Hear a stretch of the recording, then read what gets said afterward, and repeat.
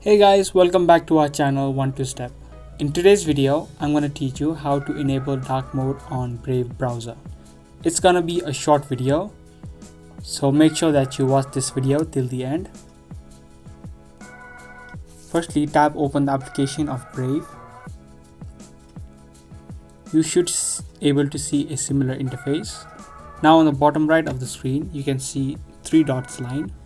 Tap on it and then head over to the settings from the pop-up. Now if you scroll down under the display settings, tap on appearance. I already have my Brave browser turned on dark mode. You can also do this by following the steps of this video. Now after you open the appearance tab, on the bottom you'll see an option for theme. If yours is selected on light, make sure you select it on dark. Or you can also select the system default if your mobile system settings is saved to a dark theme.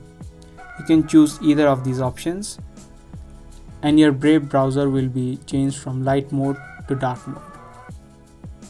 So I hope you guys liked this video and found this video to be helpful. If you did, then give this video a thumbs up and I'll be back soon with more videos similar to this.